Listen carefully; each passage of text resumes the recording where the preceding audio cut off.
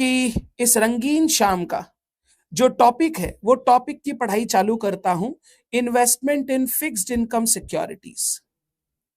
Investment in fixed income securities बहुत interesting है, बहुत इंटरेस्टिंग, मजेदार है, पढ़ के मजा आ जाएगा, क्वेश्चन सॉल्व करोगे तो दिल खुश हो जाएगा। और पहले पहले डर लगेगा, फिर जैसे ही आपको लगेगा ना समझ में आ गया, फिर आप फटाफट कर लोगे। डन। सुनना मेरी बात अच्छे से। Investment in fixed income securities, fixed income securities के कुछ एग्जांपल्स, बॉन्ड्स, गवर्नमेंट बॉन्ड्स या कॉर्पोरेट बॉन्ड्स, जहां पर एक फिक्स रेट ऑफ इंटरेस्ट, एक फिक्स टाइमली इंटरवल पर कंपनी पेमेंट करने का आपको वादा करती है। Number 2, debentures. डिबेंचर्स ये हो गए फिक्स्ड इनकम सिक्योरिटीज। रिदम पूछ रहा है सर ये बैच कहां से परचेज करना है? रिदम एक ही जगह से, www.naveenclasses.com, वहां पर जाए, कोर्सेज में एग्जाम ओरिएंटेड कोर्सेज, वहां पर आपको दिख जाएगा। जो लाइव कोर्स है, लाइव एट होम कोर्स, वो ले लीजिएगा। सेल्फ रिवीजन, सबसे पहले जो मेरे से खुद से पढ़े हुए हैं अभी मई 26 सितंबर 26, उनको सेल्फ रिवीजन करना चाहिए। जिस चैप्टर में प्रॉब्लम हो, आपको ऑलरेडी एग्जाम ओरिएंटेड एक्सेस दिया हुआ है, आप उसको रेफर करें, बट सिर्फ जिस चैप्टर में प्रॉब्लम हो। मेरे से ही पढ़ के वापस मेरे से ही रिवीजन कर रहे हो, आप अपना टाइम दो, मेरे से रिवीजन करो, बट जहां प्रॉब्लम हो वहां पे, हर चीज के लिए रिवीजन वीडियो मत रेफर करो। बॉन्ड्स और डिबेंचर में अगर मैंने इन्वेस्ट किया है तो मैं इन्वेस्टमेंट अकाउंट कैसे बनाऊंगा, ये मैं आपको सिखाना चाहता हूं। सबसे पहले इन्वेस्टमेंट अकाउंट का फॉर्मेट क्या होगा? एकदम सेम फॉर्मेट होगा जो वेरिएबल इनकम सिक्योरिटीज में हमने पढ़ा था, एकदम सेम फॉर्मेट, बस एक कॉलम चेंज हो जाएगा, डिविडेंड की जगह यहां पर इंटरेस्ट कॉलम आ जाएगा। तो date, particulars, number, cost and interest. Date में डेट ऑफ ट्रांजैक्शन, पर्टिकुलर्स में क्या हुआ, नंबर्स में नंबर ऑफ बॉन्ड्स डिबेंचर जो आपने परचेज सेल किया, कॉस्ट कॉलम में अमाउंट एंड इंटरेस्ट कॉलम में इंटरेस्ट। ये हम लोग एकदम सेम तरीके से बनाएंगे जैसे हमने वेरिएबल इनकम में बनाया था। अब सबसे पहला काम, अगर आप इन्वेस्टमेंट्स अक्वायर कर रहे हो, ये फिक्स्ड इनकम बियरिंग सिक्योरिटीज, आप किसी कंपनी का बॉन्ड्स अक्वायर कर रहे हो या गवर्नमेंट बॉन्ड्स अक्वायर कर रहे हो, परचेज कर रहे हो, तो उसकी अकाउंटिंग कैसे होगी? सर परचेज करते हैं तो इन्वेस्टमेंट की अकाउंटिंग होती है, investment account debit to bank. तो सर करना क्या है? एकदम सिंपल है सर।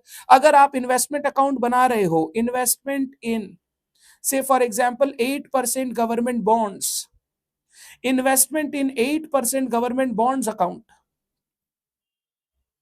तो सर अगर आप इन्वेस्टमेंट्स परचेज कर रहे हो तो date, particulars, numbers, cost, interest. Date, particulars, numbers, cost, interest. मान लीजिए मैंने 1 मई को ये गवर्नमेंट बॉन्ड्स परचेज किए, ये गवर्नमेंट बॉन्ड्स परचेज किए, तो investment account debit to bank account. Sir कितने बॉन्ड्स परचेज किए? 2000 बॉन्ड परचेज किए। सर कितने में परचेज किए? वो हो गया कॉस्ट। ध्यान से यहां पर थोड़ा सा ध्यान रखना है, जब आप कॉस्ट कैलकुलेट करोगे थोड़ा सा ध्यान रखना है। यही चीज है जो आपके फिक्स्ड इनकम सिक्योरिटीज के इन्वेस्टमेंट को वेरिएबल इनकम सिक्योरिटी से अलग करती है। वेरिएबल इनकम सिक्योरिटी में एवरीथिंग वाज स्ट्रेट फॉरवर्ड, जितने में खरीदा वही कॉस्ट है, कोई ब्रोकरेज वगैरह लगा तो ऐड कर दो। बट फिक्स्ड इनकम सिक्योरिटी की कैरेक्टरिस्टिक के कारण यहां पर थोड़ा कॉस्ट कैलकुलेट करते समय ध्यान रखना है। अब देखो हम लोग कैसे कॉस्ट कैलकुलेट करते हैं जब हम इन्वेस्टमेंट परचेज करते हैं। ध्यान से सुनना मेरी बात, ध्यान से, एकदम प्यार से सुनना। मान लीजिए मैं ये गवर्नमेंट बॉन्ड्स के लिए एक टाइमलाइन बना रहा हूं।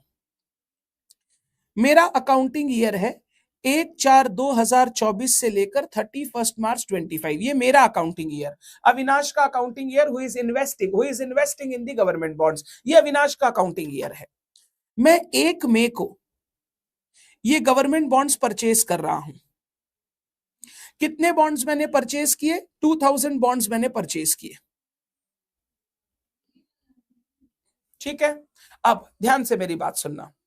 जब मैं ये बॉन्ड्स किसी से परचेज कर रहा हूं ना, कोई एक पार्टी है जिसके पास ये गवर्नमेंट बॉन्ड्स है, मैं उससे खरीद रहा हूं। नॉर्मली हम लोग जब भी ये इन्वेस्टमेंट्स वगैरह करते हैं, हम लोग सेकेंडरी मार्केट से करते हैं, सेकेंडरी मार्केट में करते हैं, यानी शेयर मार्केट जो स्टॉक मार्केट है। तो वहां पे हम लोग को डायरेक्टली गवर्नमेंट से बॉन्ड्स नहीं मिल रहे हैं, हमको यहाँ पर बॉन्ड्स मिल रहे हैं किससे? एक पार्टी जिसने वो गवर्नमेंट बॉन्ड्स खरीद रखा है, मैं उससे बॉन्ड्स खरीद रहा हूं। अब ये गवर्नमेंट बॉन्ड्स पे गवर्नमेंट जो है ना, गवर्नमेंट वो इंटरेस्ट साल में 2 बार देती है, साल में 2 बार, हाफ ईयरली करके 6 महीने का 2 बार इंटरेस्ट देती है। इंटरेस्ट का डेट्स क्या है सुनना, गवर्नमेंट का इंटरेस्ट पेमेंट डेट्स है, इंटरेस्ट पेमेंट डेट्स 8% का रेट है, वो मैंने बता दिया था। 8% का गवर्नमेंट बॉन्ड्स है, वो बता चुका हूं। इंटरेस्ट पेमेंट डेट्स है 30 September and 31 March every year. हर साल की 30 सितंबर को गवर्नमेंट इंटरेस्ट देती है, 1 अप्रैल से 30 सितंबर का।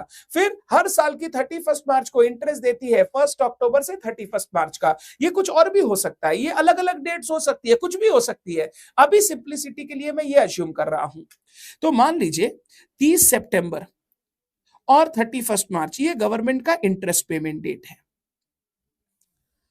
ये इंटरेस्ट पेमेंट डेट है, ये आपको बता देगा। जब भी बॉन्ड्स रहेगा आपको ये बताएगा कि भैया इंटरेस्ट कब कब मिलेगा, किस रेट से मिलेगा, सब बताएगा आपको। अब तुमको पता है, जब मैं ये 2000 बॉन्ड्स खरीद रहा हूं, जब मैं ये 2000 बॉन्ड्स खरीद रहा हूं किसी से, वो सामने वाला पर्सन मेरे को पता है क्या बोलेगा, ये 2000 बॉन्ड्स का ना आज के दिन मार्केट प्राइस चल रहा है, मार्केट प्राइस मान लीजिए 98 पर bond, face value ₹100, face value ₹100, और जो मार्केट प्राइस चल रहा है वो 98 पर बॉन्ड है। मैंने बोला ठीक है, 2000 बॉन्ड्स मैं खरीद रहा हूं, 98 रुपीज का प्राइस है, 2000 इंटू 98 करके मैं तुमको पेमेंट कर देता हूं। कोई ब्रोकरेज वगैरह लगेगा तो अलग से ऐड कर दूंगा, कोई प्रॉब्लम नहीं है। तो 2000 इंटू 98 ले लो, बॉन्ड दे दो। बोला रुक जाइए रुक जाइए, ये 98 तो बॉन्ड का प्राइस है, बॉन्ड का प्राइस, बॉन्ड का प्राइस है। इसके साथ साथ एक और चीज है। मैंने बोला क्या? बोला आपको पता है इस बॉन्ड पे ना, इस बॉन्ड पे मुझे लास्ट इंटरेस्ट मिला था, लास्ट इंटरेस्ट 31 मार्च 2024 को। गवर्नमेंट यही इंटरेस्ट देती है 30 सितंबर और 31 मार्च तक इंटरेस्ट मिल गया था। बट 31 मार्च के बाद अप्रैल महीना भी मैंने ये बॉन्ड होल्ड किया है, अप्रैल मंथ भी मैंने ये बॉन्ड होल्ड किया है। मैं बोला हाँ होल्ड किया है, मैं आपसे 1 मई को खरीद रहा हूं तो अप्रैल में आपने होल्ड किया है। बोला उसका इंटरेस्ट मेरे को गवर्नमेंट से नहीं मिला।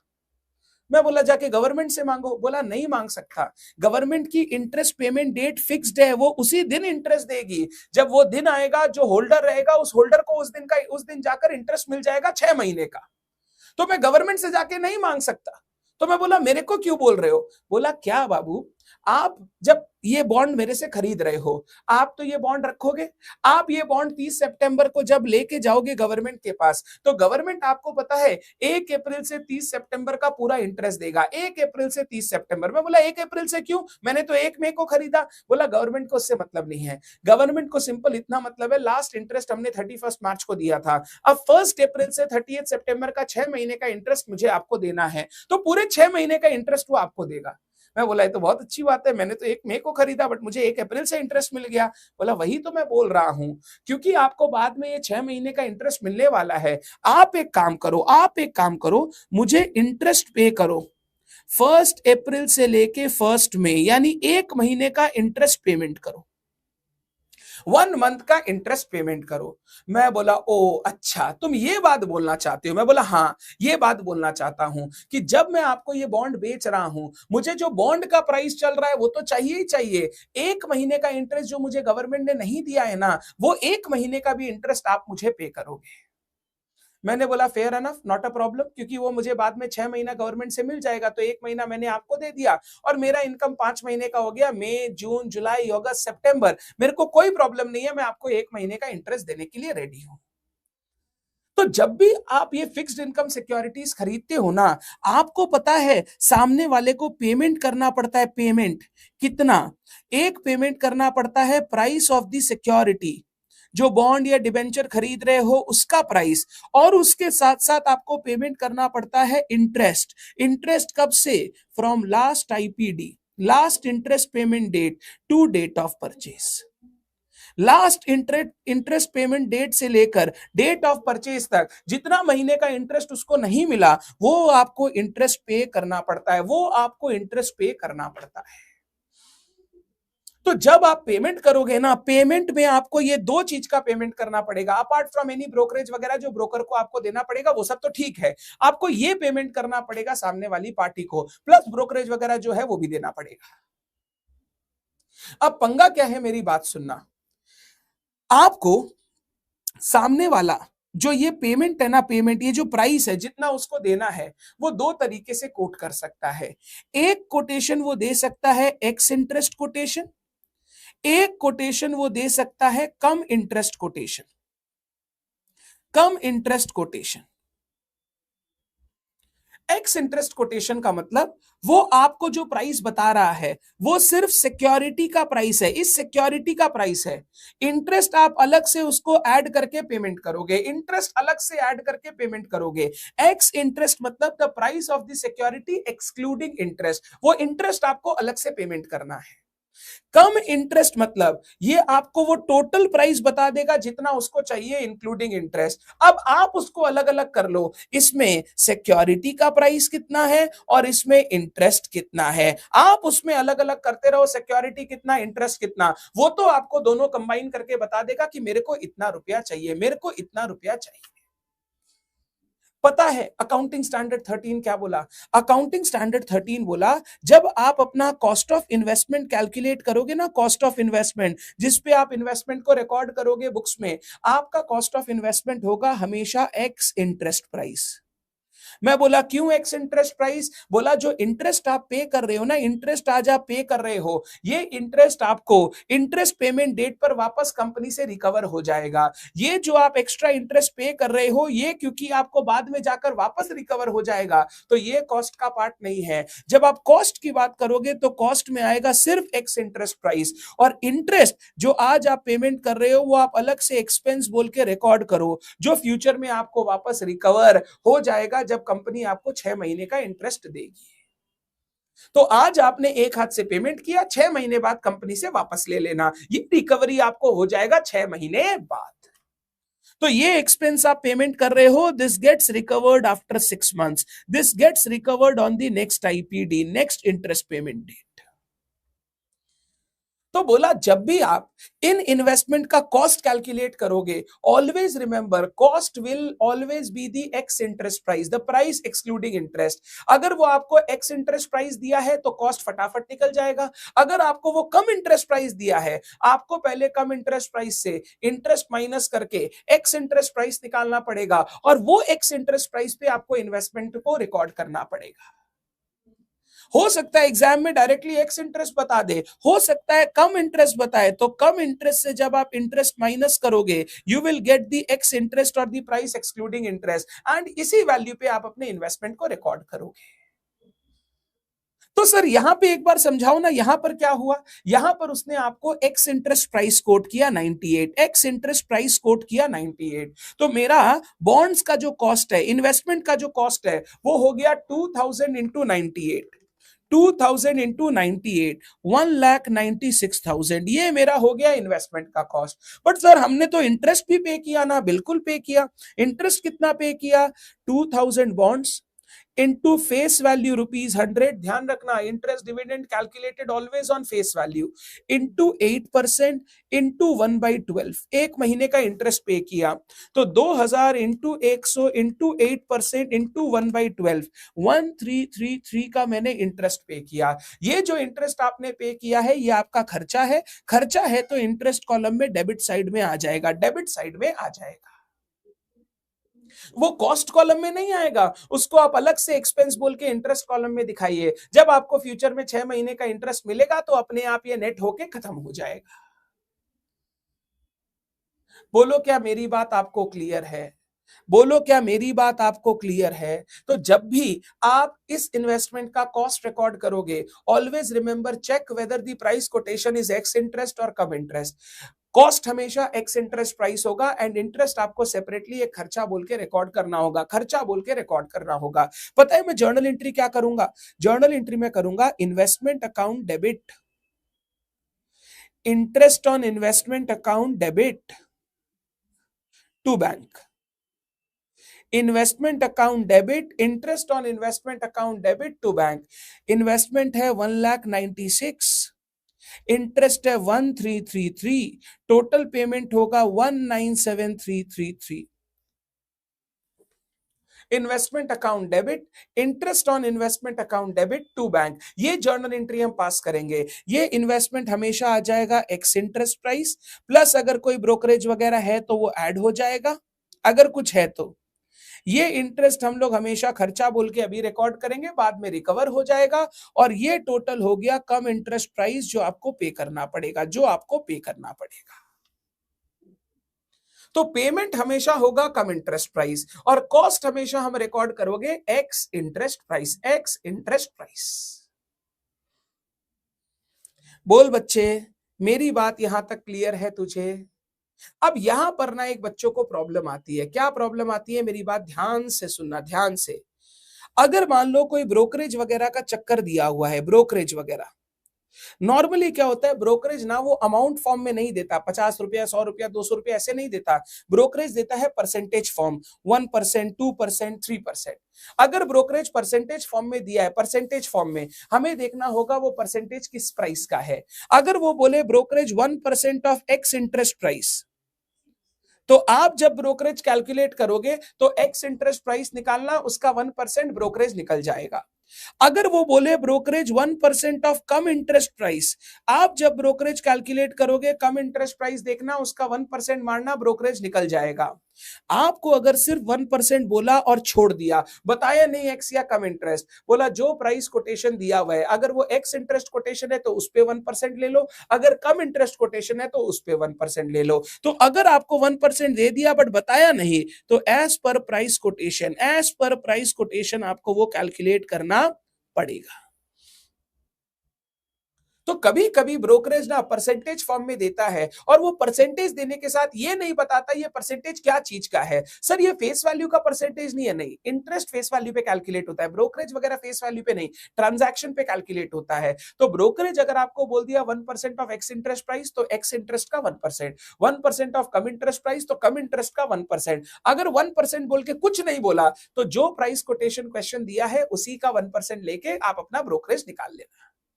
और ब्रोकरेज कुछ नहीं होगा, यहां पर कॉस्ट में ऐड हो जाएगा इधर, और इधर नीचे आपने जो पेमेंट किया उसमें ऐड हो जाएगा। तो ब्रोकरेज आपका कॉस्ट बढ़ा देगा और टोटल पेमेंट आपका थोड़ा सा बढ़ जाएगा, तो वो दोनों जगह ऐड करके हमको दिखाना पड़ेगा।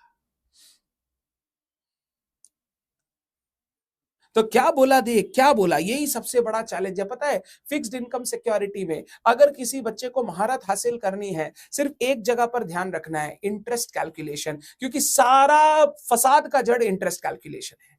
जो इंटरेस्ट कैलकुलेशन समझ गया वो पूरा फिक्स्ड इनकम सिक्योरिटी क्रैक कर गया। तो क्या बोला, देख क्या बोला, in case of fixed income bearing security, fixed income bearing security, the seller may quote the price in two ways, दो तरीके से प्राइस कोट कर सकता है, ex interest price, cum interest price. Ex interest price is price for security excluding interest, cum interest price is price payable to seller including interest. वो दोनों price में कोई भी प्राइस कोट कर सकता है, क्वेश्चन में दोनों में कुछ भी रह सकता है। अगर कम इंटरेस्ट प्राइस की बात करूं तो cum interest price is ex interest price plus interest, तो एक्स इंटरेस्ट पे इंटरेस्ट जोड़ दो, कम इंटरेस्ट आ जाएगा। कॉस्ट ऑफ इन्वेस्टमेंट हम हमेशा लेंगे एक्स इंटरेस्ट प्राइस, हमेशा एक्स इंटरेस्ट, क्योंकि इंटरेस्ट तो फ्यूचर में रिकवर हो जाएगा, तो वो कॉस्ट का पार्ट नहीं है। Interest paid shall be treated as an expense which will be recovered in future, that is on the next interest payment date. Interest जो आप पे कर रहे हो वो एक्सपेंस की तरह रिकॉर्ड करना, वो वापस फ्यूचर में रिकवर हो जाएगा। कभी भी इंटरेस्ट कॉस्ट के अंदर इंक्लूड मत करना। Brokerage stamp duty and other expenses shall be included in cost as usual. If such expenses are expressed in percentage, then following rule shall be applied. Percentage of X interest, तो calculate on X interest price. Percentage of come interest, calculate on come interest price. Percentage का base दिया हुआ नहीं है, किसका X interest या कम interest, तो use price quotation given as base. जो प्राइस कोटेशन दिया है, चाहे एक्स इंटरेस्ट दिया तो एक्स इंटरेस्ट का 1%, कम इंटरेस्ट दिया तो कम इंटरेस्ट का 1%।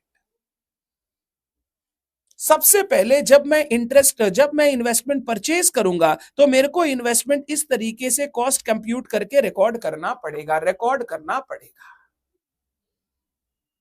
1 मिनट का टाइम लेकर प्लीज रीड द फुल ज्ञान। और आपको मेरी बात समझ में आई कि नहीं ये बता दो, बोल दो क्लियर है, तब मैं आपको आगे लेकर चलूंगा स्टोरी में, आगे लेकर चलूंगा स्टोरी में। एक बार मैं स्टोरी के सारे पार्ट्स आपके साथ डिस्कस करूंगा, फिर हम लोग एक क्वेश्चन करेंगे जिससे हमको सारी बात क्लियर हो जाएगी। 1 मिनट रीड करने का टाइम लो, मुझे बताओ क्लियर है कि नहीं।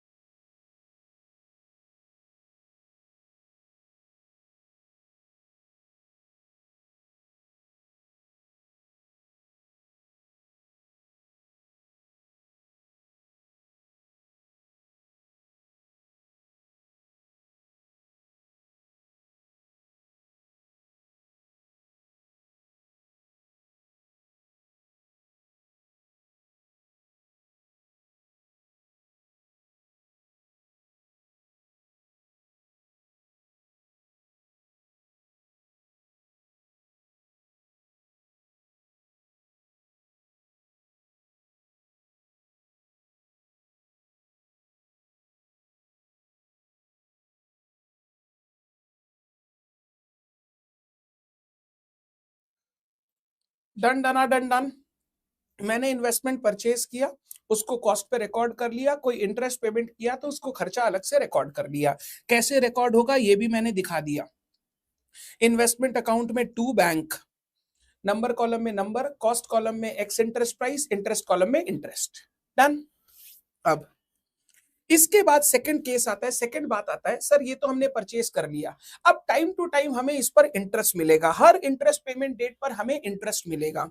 जब आपको इंटरेस्ट मिलेगा ना, इंटरेस्ट मिलेगा, मान लो 30 सितंबर आ गया, तो 30 सितंबर आपको इंटरेस्ट मिलेगा, इंटरेस्ट रिसीव होगा। सबसे पहले मेरे को बताना, इंटरेस्ट जो रिसीव होगा वो कितने बॉन्ड्स पर रिसीव होगा। सर जितने बॉन्ड्स हमारे पास उस दिन है, अभी इस एग्जांपल में देखो तो मेरे पास कितने बॉन्ड्स है, 2000, तो 2000 बॉन्ड्स पर मेरे को इंटरेस्ट रिसीव होगा। रेट ऑफ इंटरेस्ट तो फिक्स्ड है 8%। अब मुझे बताओ पीरियड क्या होगा इंटरेस्ट का, किस पीरियड का आपको इंटरेस्ट मिलेगा। सर इंटरेस्ट आपको हमेशा मिलेगा लास्ट इंटरेस्ट पेमेंट डेट से लेकर अभी तक। लास्ट इंटरेस्ट पेमेंट डेट था 31 मार्च, 31 मार्च के बाद अब 6 महीने जा चुके हैं, तो यहां पे आपको पूरे 6 महीने का इंटरेस्ट मिलेगा। नॉर्मली बच्चे गलती क्या करते हैं पता है, वो परचेज की डेट से कैलकुलेट करने लग जाते हैं हमें इंटरेस्ट कितना मिलेगा। हम परचेज की डेट से नहीं देखेंगे, इससे पहले उस कंपनी ने इंटरेस्ट कब दिया था, वहां से लेकर अभी तक का मुझे कंपनी से इंटरेस्ट मिलेगा। तो 2000 बॉन्ड पे 100 रुपया का फेस वैल्यू, 8% का इंटरेस्ट रेट, 6 महीने का इंटरेस्ट मुझे मिलेगा। तो 2 लाख इंटू 8% इंटू 6/12, मुझे 8,000 रुपए का इंटरेस्ट मिलेगा, मुझे 8,000 रुपए का इंटरेस्ट मिलेगा। किससे मिलेगा, उस कंपनी से इंटरेस्ट मिलेगा जिसके बॉन्ड्स में मैंने पैसा लगा रखा है। अब इंटरेस्ट रिसीव हो रहा है तो journal entry, bank account debit to interest, और ये इंटरेस्ट ईयर एंड पे इनकम है, पीएल में चला जाएगा, बट वो ईयर एंड पे। अभी मेरे को इंटरेस्ट रिसीव हो रहा है तो मैं एंट्री करूंगा bank account debit to interest, तो मैं यहां लिखूंगा अकाउंट में 30 सितंबर को बाई बैंक, बाई बैंक मुझे इंटरेस्ट रिसीव हुआ, बोलो कितना, 8,000 रुपए का, तो मैं 8,000 रुपए का इंटरेस्ट रिकॉर्ड कर लूंगा, क्योंकि इनकम है तो क्रेडिट साइड में रिकॉर्ड किया, बाई बैंक इंटरेस्ट कॉलम में 8,000 आ गया। ऐसे ही सेम वापस 31 मार्च को मुझे इंटरेस्ट रिसीव होगा। बस ध्यान देना बीच में कोई बॉन्ड परचेज या सेल हुआ है क्या? अगर परचेज सेल हुआ है तो नंबर चेंज हो जाएंगे, नहीं तो उन्हीं 2000 बॉन्ड पे 6 महीने का इंटरेस्ट मुझे और मिलेगा, क्योंकि 30 सितंबर को लास्ट मिला था, तो 30 सितंबर से 31 मार्च गुजर गए 6 महीने, 6 महीने का मुझे इंटरेस्ट मिलेगा, तो इंटरेस्ट हो गया 8000, इंटरेस्ट हो गया 8000। वापस मैं 31 मार्च को जाऊंगा, एंट्री करूंगा बाई बैंक, 8000 का इंटरेस्ट रिसीव हो जाएगा। तो एक बार मैंने परचेज कर लिया, अब हर इंटरेस्ट पेमेंट डेट के दिन मुझे क्या मिलेगा? मुझे इंटरेस्ट मिलेगा। किससे? कंपनी से इंटरेस्ट मिलेगा। ध्यान बस इतना रखना, ये इंटरेस्ट जो आपको मिलेगा लास्ट इंटरेस्ट पेमेंट डेट से लेके अभी वाली डेट तक। तो अगर मैं यहां पढ़ूं आगे, तो बोला गया periodic interest income on every interest payment date, IPD is interest payment date, investor will receive interest from the company for the period, कौन सा period? From last IPD to current IPD, last IPD से लेकर current IPD तक। Date of purchase को consider मत करना, पूरा last IPD से करंट आईपीडी तक का इंटरेस्ट मिलेगा। The interest received will be calculated as follows: number of securities held 2000, face value 100 रुपया, इंटरेस्ट रेट 8% इंटू 6/12 इंटू 6/12। जैसे मैंने कैलकुलेट किया सेम मैंने यहां पर लिख दिया। फॉर्मूला लर्न मत करना, बेसिक अंडरस्टैंडिंग हो जाएगी, खुद ही कैलकुलेट कर सकोगे। बोलिए, क्या ये मेरी बात सब बच्चों को क्लियर है?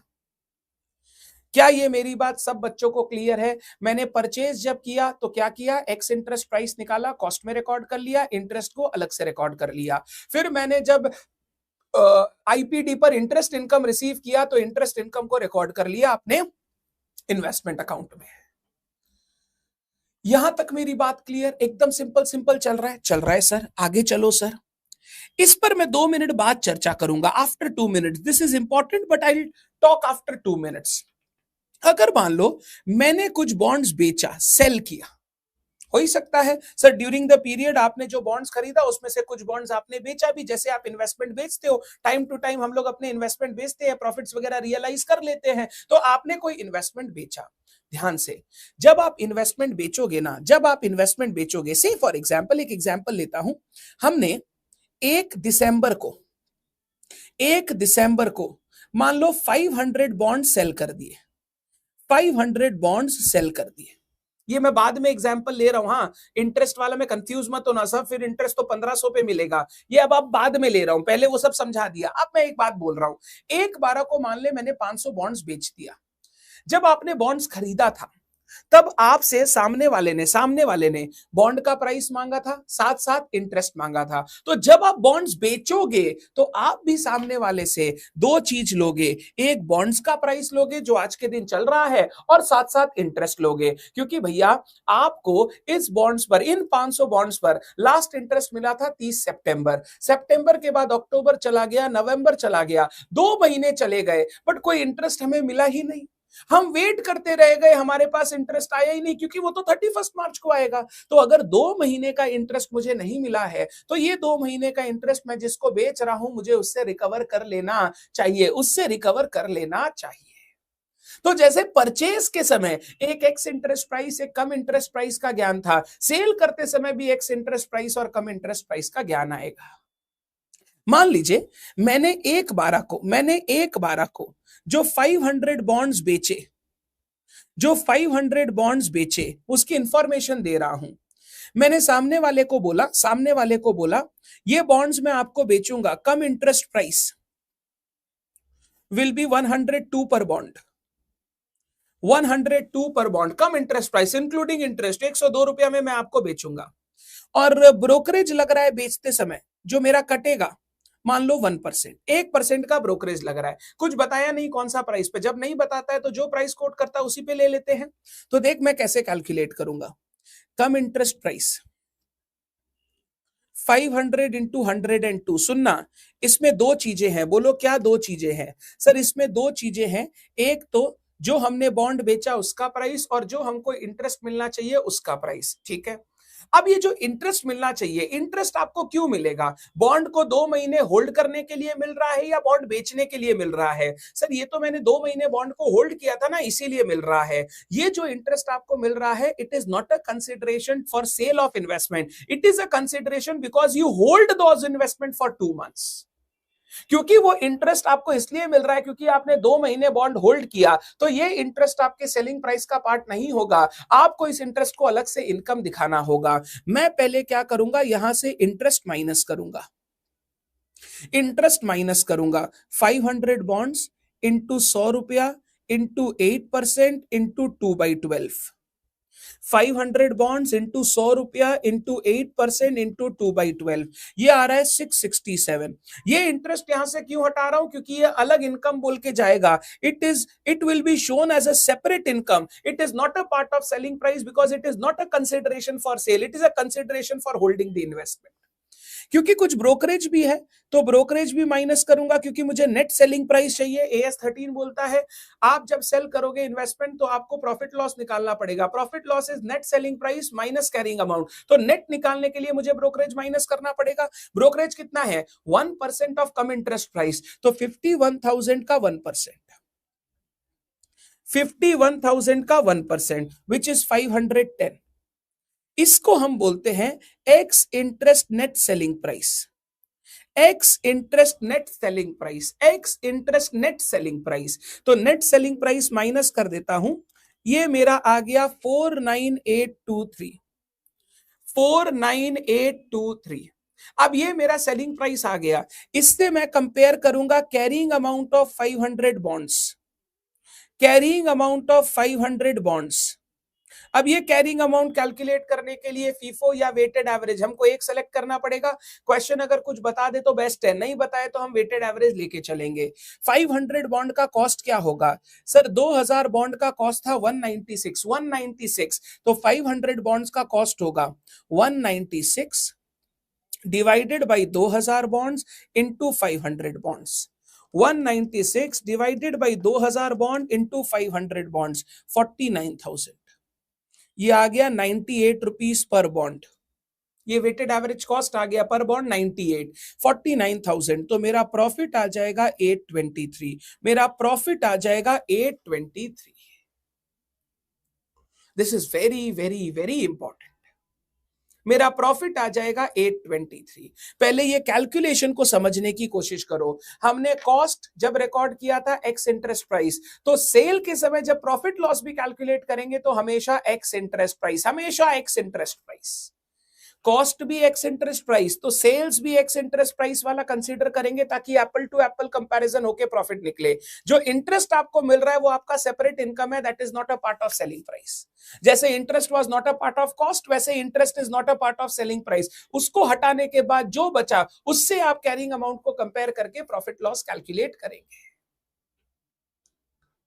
सर इसको अकाउंट फॉर कैसे करेंगे सर, एकदम सिंपल, मैं यहां जाऊंगा, यहां 1 दिसंबर को लिखूंगा बाई बैंक, मैंने इन्वेस्टमेंट बेचा तो bank account debit to investment, तो बाई बैंक लिखा, 500 बॉन्ड बेचे, इंटरेस्ट जो मिला वो है 667 मिला, और मेरा जो कॉस्ट है, कॉस्ट वो मैं कैसे लिखूंगा, कॉस्ट कैसे लिखूंगा बोलो, यहाँ पे जो एक्स, ये कॉस्ट कॉलम में क्या लिखूंगा, जो मेरा x interest net selling price है यानी 49823, ये जो x interest net selling price है 49823, ये मैं लिखूंगा अमाउंट कॉलम में। तो वहां अमाउंट कॉलम में एक्स इंटरेस्ट प्राइस, यहां पे भी अमाउंट कॉलम में x interest price, difference is my profit और लॉस।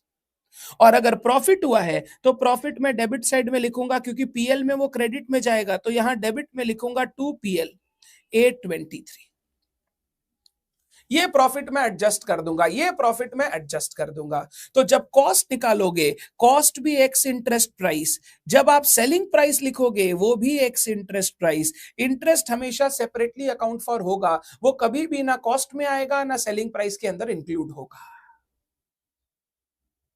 तो जब मैं प्रॉफिट लॉस कैलकुलेट करूंगा मुझे क्या चाहिए, x interest net selling price minus carrying amount is my profit loss, x interest net, net because brokerage वगैरह माइनस करना है, ex interest net selling price minus carrying amount will give my profit और loss.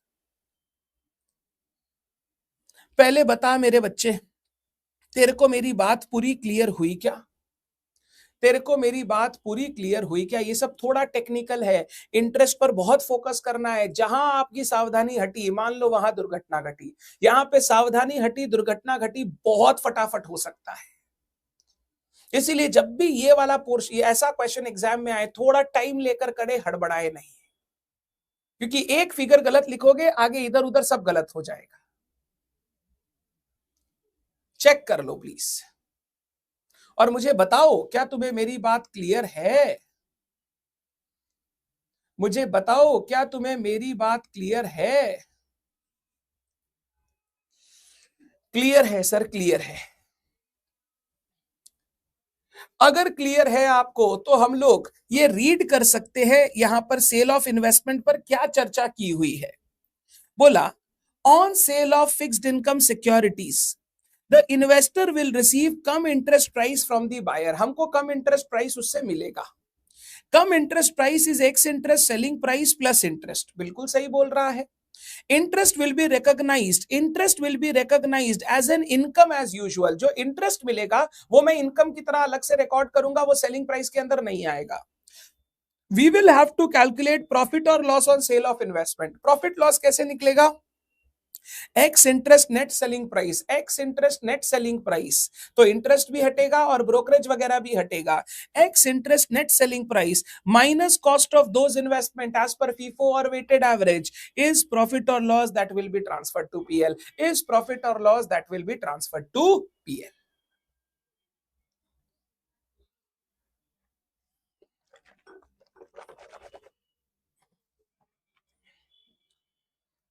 Done है बात। ये मेरा cell का काम हो गया। मैंने परचेज समझ लिया, मैंने आईपीडी पर इंटरेस्ट रिसीव करना सीख लिया, मैंने सेल का बात सीख लिया। अब मैं नेक्स्ट सीखता हूं, अगर ईयर एंड पे मुझे मेरे पास कोई इन्वेस्टमेंट रह जाता है तो वो इन्वेस्टमेंट का क्या, यानी क्लोजिंग बैलेंस ऑफ इन्वेस्टमेंट का क्या। सिंपल, अगर आपके पास ईयर एंड पे कोई इन्वेस्टमेंट रह गया है तो वो इन्वेस्टमेंट अकाउंट का क्लोजिंग बैलेंस बोल के आ जाएगा, बाई बैलेंस सीडी। मैं नॉर्मल लिखूंगा 31 मार्च को, 31 मार्च को by balance CD. Done. By balance CD में सबसे पहले नंबर्स आ जाएगा, मान लो 2000 माइनस 500 1500। फिर उसके बाद उसका वैल्यू लाना होगा। अब वैल्यू कैसे लाएंगे? अगर करंट इन्वेस्टमेंट है तो कॉस्ट और fair market value whichever is lower, cost और fair market value whichever is lower. अगर लॉन्ग टर्म इन्वेस्टमेंट है तो कॉस्ट पे वैल्यू करेंगे। तो जैसा हमने सीखा है वेरिएबल इनकम में नॉर्मल एएस 13 में, वही काम करना है। तो मैं सबसे पहले निकालूंगा मेरे पास कितने बॉन्ड्स बाकी है, फिर मैं उसका देखूंगा वो करंट इन्वेस्टमेंट है कि लॉन्ग टर्म। करंट इन्वेस्टमेंट है तो कॉस्ट और fair market value whichever is lower, long term investment है तो कॉस्ट पे वैल्यू करूंगा। सर मान लो करंट इन्वेस्टमेंट है, कॉस्ट है 100 रुपया, फेयर मार्केट वैल्यू 96, तो 96 पर दिखाऊंगा, और जो 4 रुपया कम है वो लॉस बोल के दिखाऊंगा, लॉस बोल के बाई पीएल बोल के लॉस रिकॉर्ड करूंगा। जैसे सिखाया था सेम काम करना है। बस यहां पर जो एक एक्स्ट्रा काम करना है वो बहुत इंपॉर्टेंट है, बहुत। तो मतलब इन्वेस्टमेंट का क्लोजिंग बैलेंस वैसे ही निकलेगा जैसे सिखाया, एक एक्स्ट्रा काम करना है which is very very very important. और वो क्या है? वही है जो मैंने उस समय छुटवा दिया था, interest accrued but not due, interest accrued but not due. यानी जो इंटरेस्ट कॉलम है ना, उसमें भी हो सकता है कोई क्लोजिंग बैलेंस आए, मुझे उस क्लोजिंग बैलेंस को भी अच्छे से कंसीडर करना है। इंटरेस्ट इनकम जो टाइम बेसिस पर अक्रू करता है, हो सकता है करंट ईयर में कुछ पोर्शन ऑफ टाइम ऐसा हो जिसका इंटरेस्ट अक्रू तो हो गया बट अभी तक ड्यू फॉर पेमेंट नहीं हुआ। सर क्या बोला, नहीं समझ में आया? एग्जाम्पल, मान लीजिए हमारा अकाउंटिंग ईयर, हमारा हमारा मतलब इन्वेस्टर का, एग्जाम्पल मान लीजिए हमारा अकाउंटिंग ईयर है 1 अप्रैल टू 31 मार्च। ठीक है, हम ये फॉलो करते हैं। कंपनी का इंटरेस्ट पेमेंट डेट्स है, interest payment dates, company interest pay करती है साल में 2 बार, 6 महीना 6 महीना, 30 जून एंड 31 दिसंबर। सर ये कैसे पे करती है? ऐसे पे करती है, 1 जनवरी से लेके 30 जून तक का जितना इंटरेस्ट है वो 6 महीने का इंटरेस्ट 30 जून को दे देती है। 1 जुलाई से लेकर 30 दिसंबर का, 31 दिसंबर का जितना इंटरेस्ट है वो एक साथ करके वो दे देती है, कब? 31 दिसंबर को। सर बट मेरा तो अकाउंटिंग ईयर कुछ और है, कंपनी सबका अकाउंटिंग ईयर थोड़ी देखने जाएगी, कंपनी तो अपने हिसाब से डिसाइड करेगी उसको कब पेमेंट करना है, वो आपका अकाउंटिंग ईयर थोड़ी चेक करेगी। अब देखो क्या पंगा होगा। 31 दिसंबर को मुझे इस साल जो इंटरेस्ट मिलना था आईपीडी पर वो मिल गया। मैं ऐसे अगर टाइमलाइन बनाऊं, 1 अप्रैल, 31 मार्च, कंपनी का इंटरेस्ट पेमेंट डेट 30 जून, 31 दिसंबर। ठीक है, अब 31 दिसंबर तक मुझे जो इंटरेस्ट मिलना था मिल गया।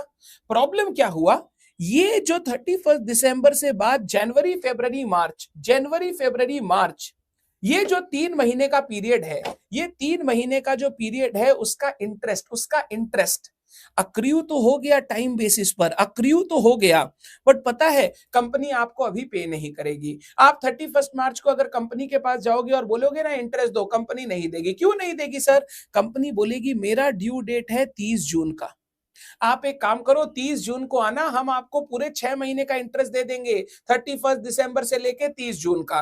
बट अभी 31 मार्च को कंपनी कोई इंटरेस्ट आपको पे नहीं करेगा। तो इसको हम लोग बोलते हैं इंटरेस्ट जो अक्रियू हो गया बट जिसका ड्यू डेट अभी तक आया नहीं, ये अभी तक ड्यू फॉर पेमेंट नहीं है, इसका ड्यू डेट आने में अभी टाइम है।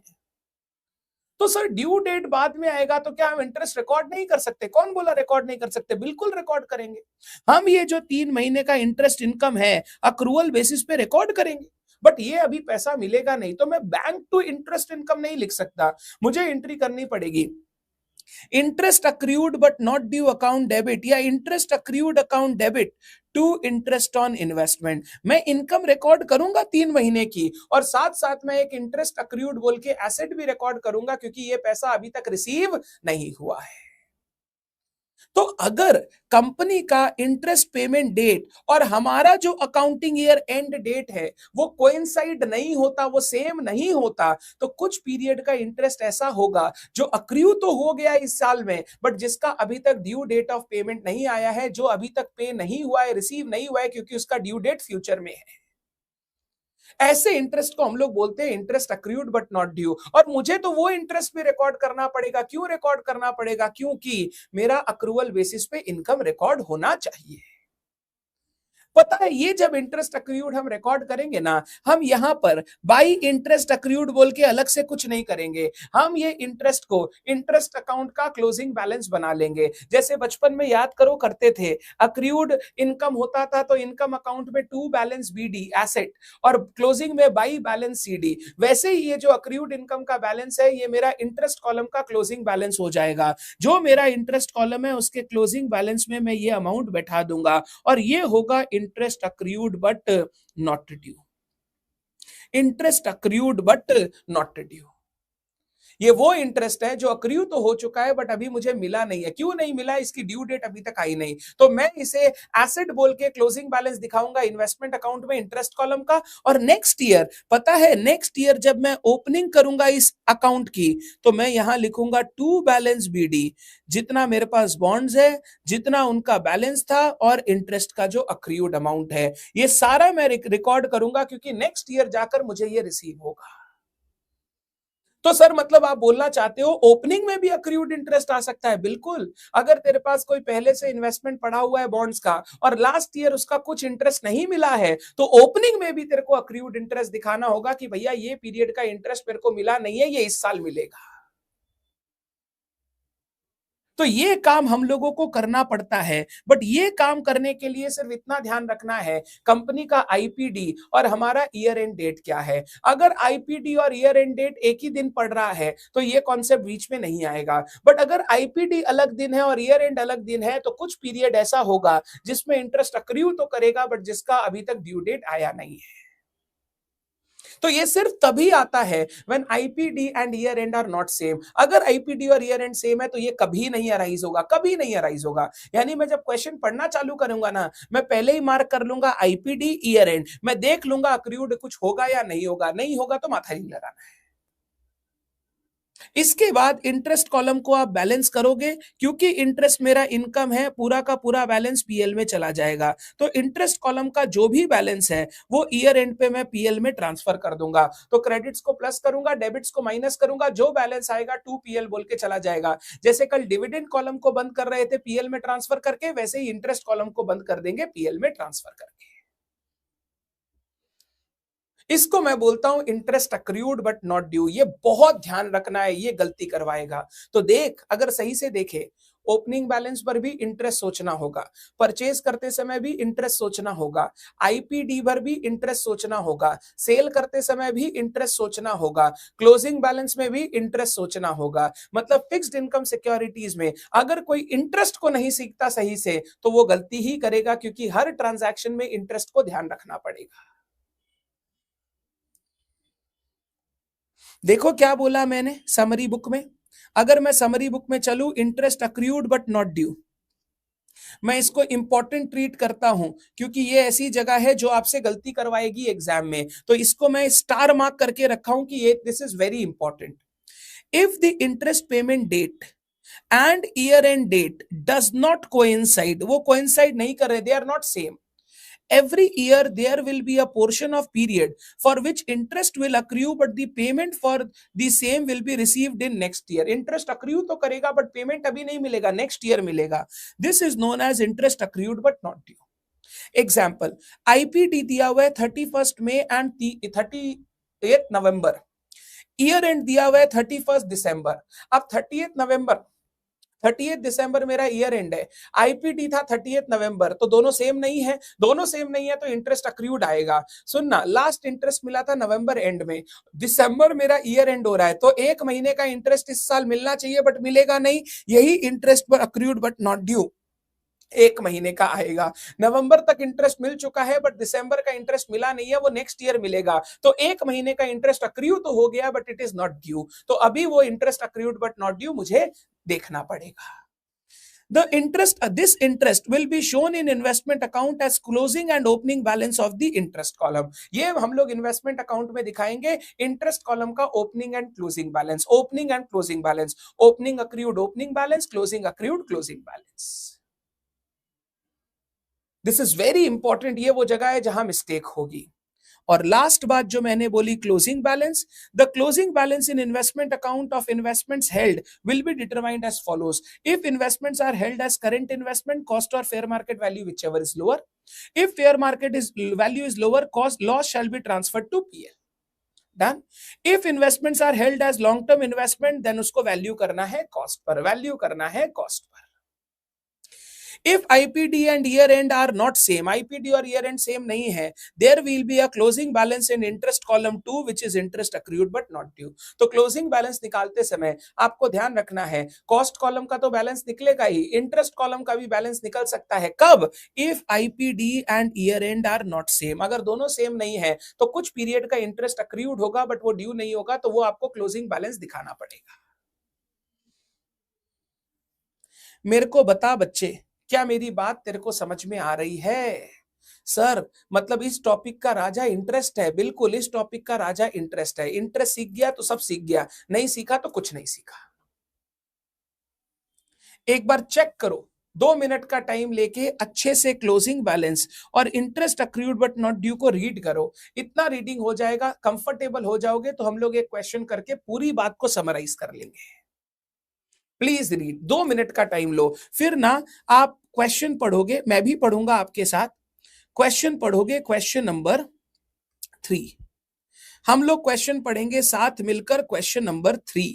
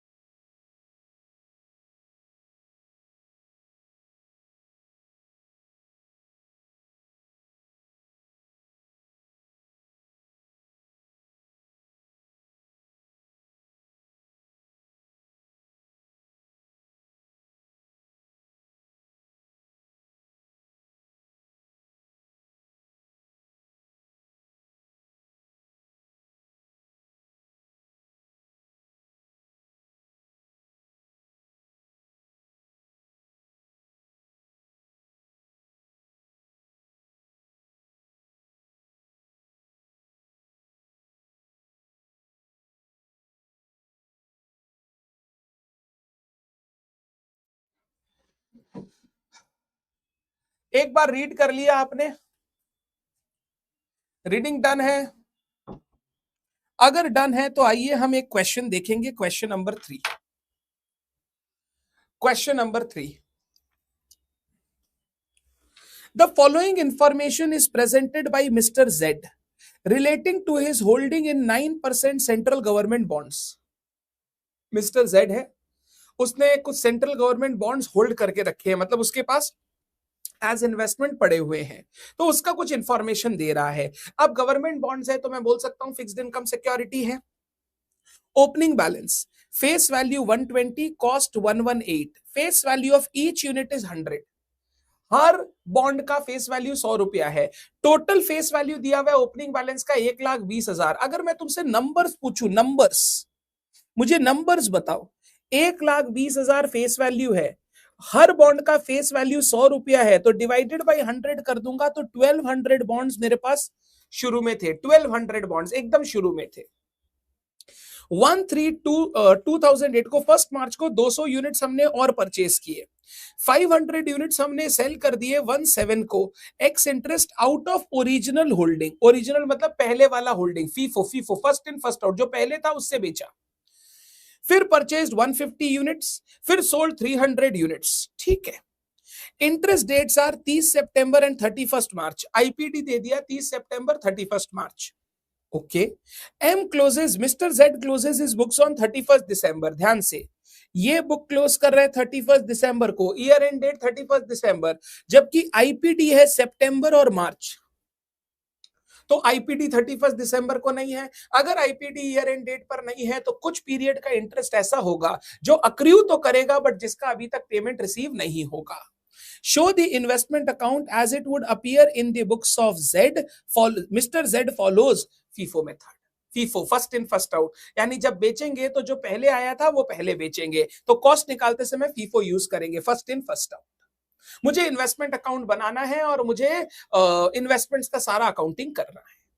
अब क्या है ना, ये जैसा आपको क्वेश्चन दिया ना, क्वेश्चन, इस क्वेश्चन में क्या है, आपको परचेज सेल वगैरह की तो टाइमिंग दे दी, बट जो इंटरेस्ट वगैरह मिलेगा 30 सितंबर 31 मार्च, वो सब आपको यहां लिखकर नहीं दिया है। अगर ऐसा टाइप का क्वेश्चन आए तो मैं बच्चों को हमेशा बोलता हूं, अगर आपको एक बार में सही बनाना है तो आप वर्किंग नोट में एक टाइमलाइन क्रिएट कर लो। टाइमलाइन में क्या होता है, क्या चीज कब कब कितना कितना कैसे कैसे हुआ, और वहां पर अगर हम इंटरेस्ट कैलकुलेशन कर देंगे ना तो हमारा इन्वेस्टमेंट अकाउंट बहुत फटाफट बन जाएगा। तो मैं एक टाइमलाइन बनाऊंगा पूरे साल भर में क्या हुआ इस इन्वेस्टमेंट का, और उसके हिसाब से फिर इन्वेस्टमेंट अकाउंट बनाऊंगा। मेरे साथ टाइमलाइन बनाए। Answer to question 3, answer to question 3 on page number 2। Answer to question 3 on page number 2.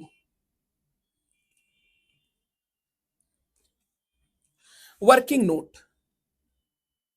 मैं टाइमलाइन बना रहा हूं। मिस्टर जेड का जो बुक्स ऑफ अकाउंट्स है वो बनता है 1 जनवरी से 31 दिसंबर। 1 जनवरी से 31 दिसंबर, ईयर एंड 31 दिसंबर है। ठीक है, 2008 लिखना चाहो लिख सकते हो। मेरा इन्वेस्टमेंट किसमें है, 9% CG bonds. 9% is the rate of interest, CG bonds. ठीक है। इंटरेस्ट पेमेंट डेट मुझे क्वेश्चन में दिया हुआ है 30 सितंबर 31 मार्च, तो पहला 31 मार्च, दूसरा 30 सितंबर। इसको हम बोलते हैं आईपीडी, इंटरेस्ट पेमेंट डेट। ये मैं सबसे पहले प्लॉट कर लूंगा, ओपनिंग डेट, क्लोजिंग डेट और इंटरेस्ट पेमेंट डेट, ये फिक्स है, इनको प्लॉट कर लूंगा। ये देखते ही मुझे समझ में आ जाएगा कि भैया सितंबर तक ब्याज मिल जाएगा, अक्टूबर नवंबर दिसंबर का जो इंटरेस्ट है वो अक्रू हो जाएगा, but that will not be due for payment. ठीक है। अब 1 जनवरी, ओपनिंग बैलेंस, मेरे पास नंबर्स कितने हैं, 1200, 1200 बॉन्ड्स है मेरे पास, 1200 बॉन्ड्स। कॉस्ट है 1,18,000, 118।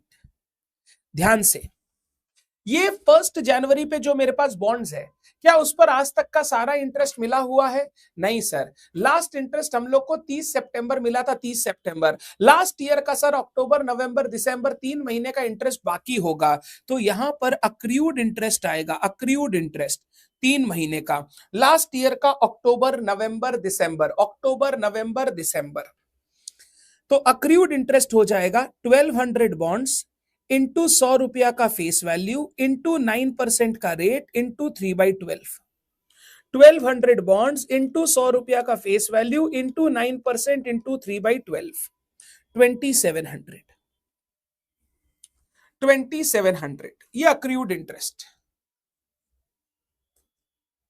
ये याद रखना है हम लोगों को, क्योंकि आईपीडी और ईयर एंड सेम नहीं है, तो हर साल ये अक्रू का प्रॉब्लम आएगा, ओपनिंग में भी क्लोजिंग में भी।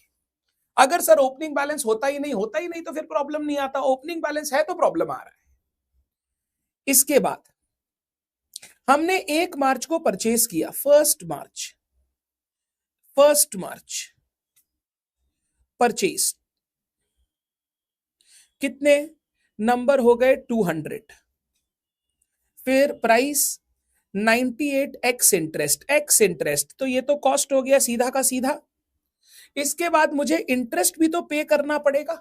इंटरेस्ट कब से पे करेंगे सर? इंटरेस्ट पेमेंट करते हैं लास्ट आईपीडी से लेके date of purchase, last IPD से लेके date of purchase.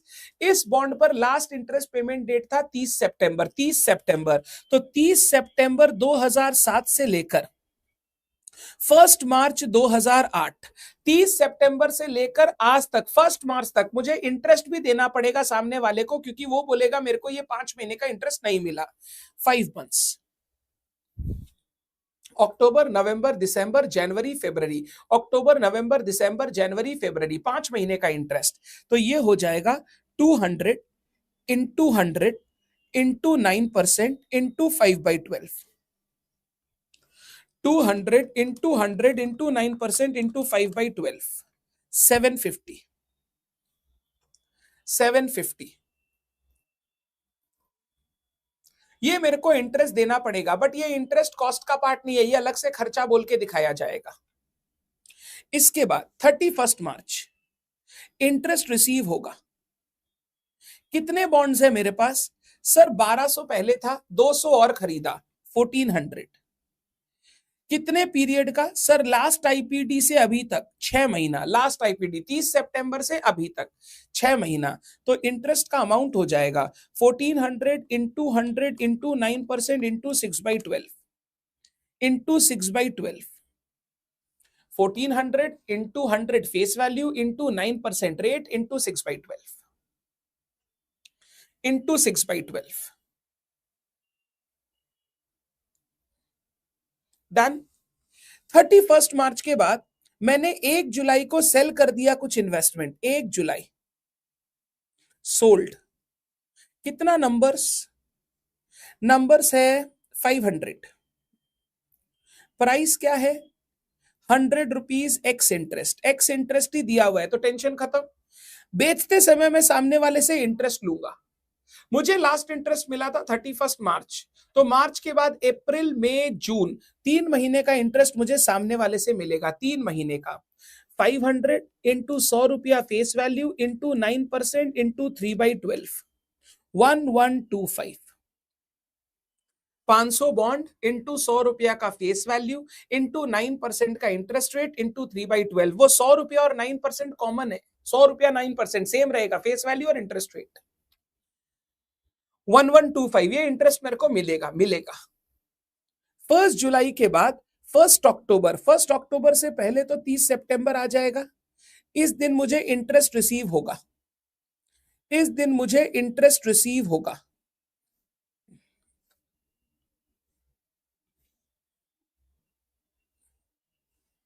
Interest received, IPD आ गया।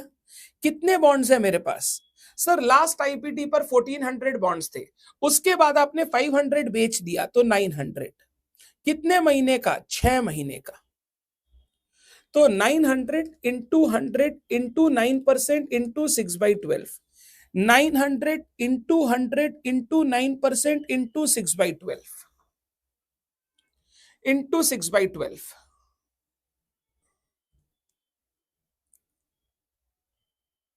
डन। फिर 1 अक्टूबर को, इसके बाद 1 अक्टूबर को नीचे ही लिख देता हूं, 1 अक्टूबर को हमने परचेज किया 150 यूनिट्स, परचेस्ड, नंबर्स कितना 150, प्राइस क्या है sir 98 cum interest, cum interest 98 cum interest, interest की बात करते हैं। बताओ इन बॉन्ड्स पर उस सामने वाले पार्टी को इंटरेस्ट कब मिला होगा सर? इंटरेस्ट मिला 30 सितंबर को, सबको ही उसी दिन मिलता है, 30 सितंबर को उसको इंटरेस्ट मिल गया, अभी 1 अक्टूबर चल रहा है, 1 अक्टूबर, तो इंटरेस्ट तो कुछ नहीं दूंगा मैं उसको, क्योंकि भैया अभी तक का जितना इंटरेस्ट होना चाहिए था उसको कंपनी से मिल चुका है। अब मैं 1 अक्टूबर को खरीद रहा हूं तो मुझे कोई इंटरेस्ट नहीं देना, क्योंकि कल ही आईपीटी गया है और कल तक का सारा इंटरेस्ट उसको मिल चुका है। तो क्योंकि 30 सितंबर का सारा इंटरेस्ट उसको मिल चुका है, 1 अक्टूबर को कोई इंटरेस्ट देने का दरकार नहीं है, 0 इंटरेस्ट। आगे फिर 1/11 को मैंने बेचा 300 यूनिट, 1/11 सोल्ड, नंबर्स कितना 300, प्राइस क्या है? प्राइस सर प्राइस है 99x इंटरेस्ट, इस पर मुझे इंटरेस्ट रिसीव होगा। मुझे लास्ट इंटरेस्ट मिला था 30 सितंबर को, सितंबर के बाद अक्टूबर, 1 महीना मेरे पास बॉन्ड्स था, तो 1 महीने का मैं इंटरेस्ट लूंगा। 1 नवंबर को तो बेच ही दिया, तो अक्टूबर का इंटरेस्ट मिलेगा 300 into 100 into 9% into 1/12, 300 into 100 into 9% into 1/12। देखो हर ट्रांजैक्शन में इंटरेस्ट है, हर ट्रांजैक्शन। अब closing balance, closing balance, closing balance का नंबर्स है मेरे पास 900 था, फिर मैंने 150 परचेस किया, 150 परचेस किया, 300 बेच दिया, 300 बेच दिया, तो नंबर्स है 750, ये क्लोजिंग बैलेंस आ जाएगा। एंड इसके साथ अक्रूड इंटरेस्ट आ जाएगा 3 मंथ्स का, सितंबर के बाद अक्टूबर नवंबर दिसंबर, 3 महीने का इंटरेस्ट अभी भी बाकी है इन 750 बॉन्ड्स पे। तो 750 इंटू 100 इंटू 9% इंटू 3/12, 1688, 87.5 आ रहा है, मैं राउंड ऑफ कर रहा हूं, आप चाहो तो 87.5 लिख सकते हो, चलो लिख देता हूं 87.5, 750 बॉन्ड्स, 100 रुपीज का फेस वैल्यू, 9% का इंटरेस्ट इंटू 3/12, अक्टूबर नवंबर दिसंबर, 1687.5। शांति से, शांति से एक बार ये पूरा टाइमलाइन आप आराम से बना भी लो, देख भी लो। देखो ये टाइमलाइन बनाने से फायदा क्या है, एक तो क्वेश्चन पूरा एक जगह पर आ गया, अब मुझे क्वेश्चन देखना नहीं है, मैं इसी को देख के सॉल्व करूंगा।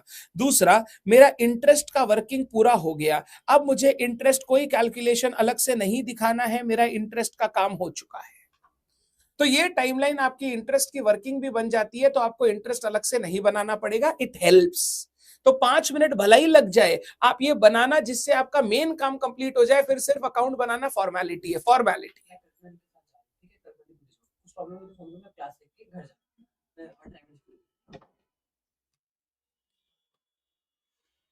1 मिनट टाइम लेकर आराम से इसको लिख लो, कोई डाउट है तो मुझे पूछो, फिर मैं आपको लेजर बनाना सिखाऊंगा।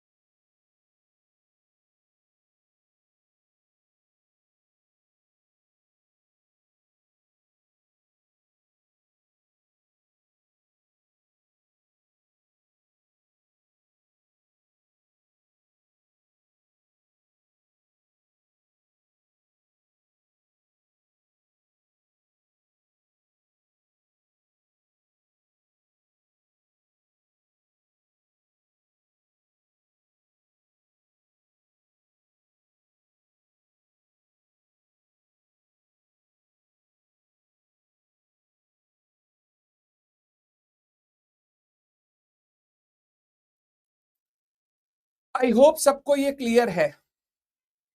सर ये तो बहुत टफ है, ये पहली बार जब करोगे टफ लगेगा। एक क्वेश्चन अपने हाथ से प्रैक्टिस कर लोगे, ये ऐसा लगेगा सर ये तो कर पाएंगे हम। खाली एक ही चीज पर ध्यान देना है, interest.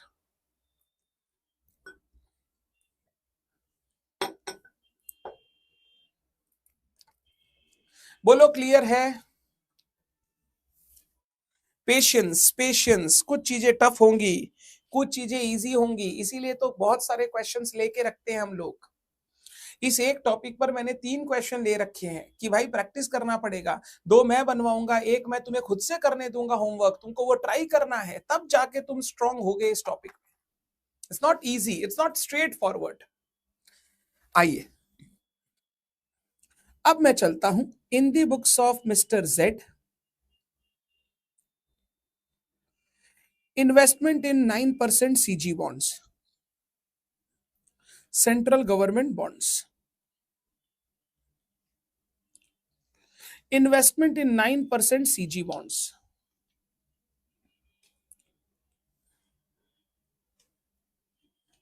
Date, particulars, numbers, cost, interest.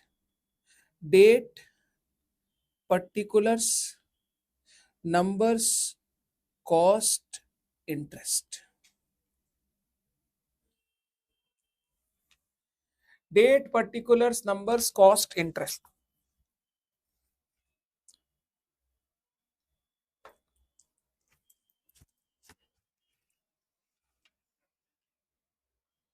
शुरू करूं? आ जाइए।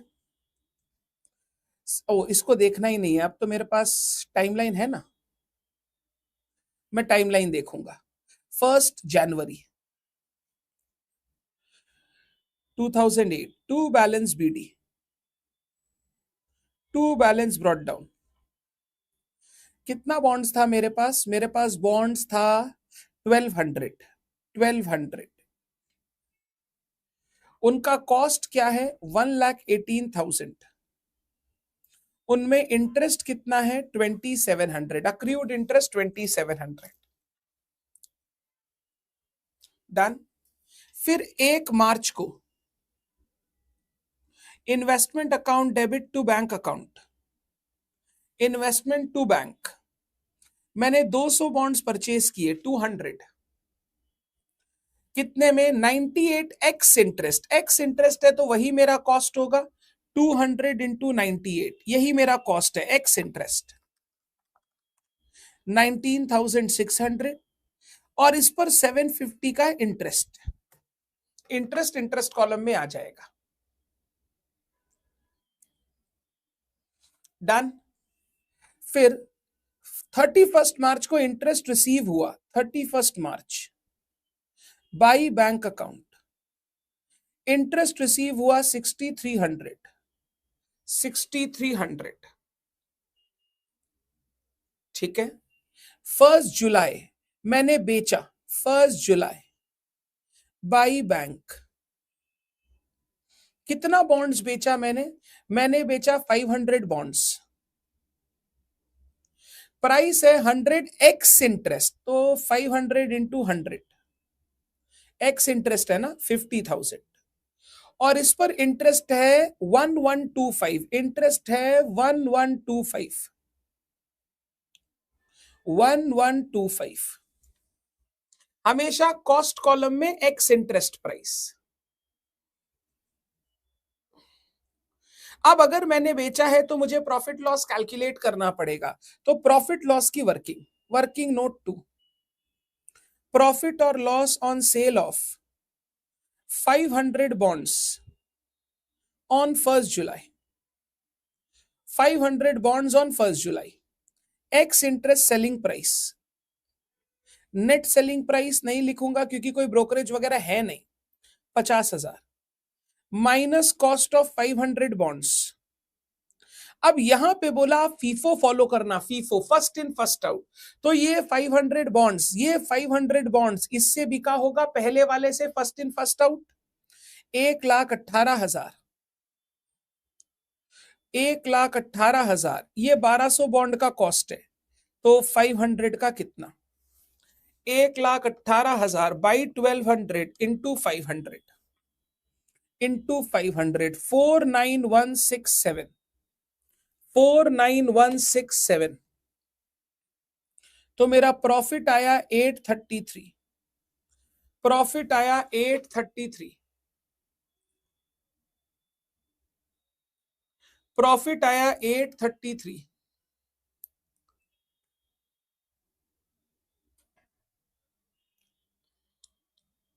यहां पे मैंने फीफो यूज किया है, क्वेश्चन मेरे को गाइड किया है फीफो यूज करने के लिए।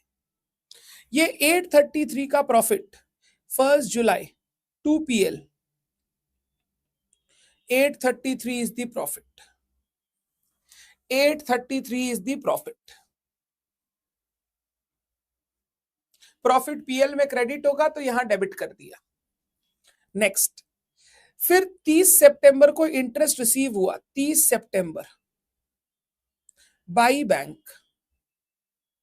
इंटरेस्ट रिसीव हुआ मुझे 4050, 4050। नेक्स्ट, 1 अक्टूबर को मैंने परचेज किया to bank 150, 98 cum interest, but interest 0 है, 0, तो ये कम इंटरेस्ट ही एक्स इंटरेस्ट हो गया।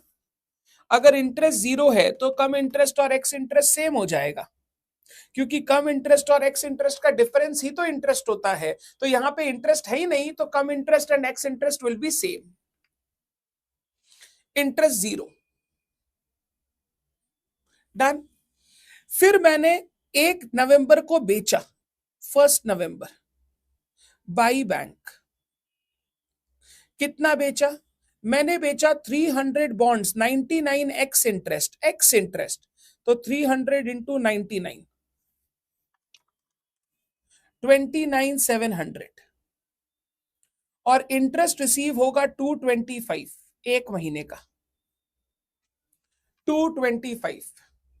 वापस मैंने सेल किया, सेल किया तो प्रॉफिट लॉस कैलकुलेट होगा, मैंने सेल किया, सेल किया तो प्रॉफिट लॉस निकलेगा। प्रॉफिट और loss on sale of 300 bonds, 300 bonds on 1 November, x interest selling price यही दिया हुआ है 29,700, लेस कॉस्ट ऑफ 300 बॉन्ड्स, ये भी फीफो, 1200 में 500 बिक गया था तो 700 बचा था, ये उसी 700 से गया है, तो 1,18,000 बाई 1200 उसी से बिका है, इंटू 300, बोला भी है आउट ऑफ ओरिजिनल होल्डिंग, तो उसी से बिका है, तो वापस कॉस्ट वही निकलेगा, 1,18,000 बाई 1200 इंटू 300, 29,500, 29,500। तो प्रॉफिट आ गया 200, 29,500, तो प्रॉफिट आ गया 200, 200, एकदम सेम कैलकुलेशन जो पहले किया था। प्रॉफिट में यहां लिख दूंगा 2 PL,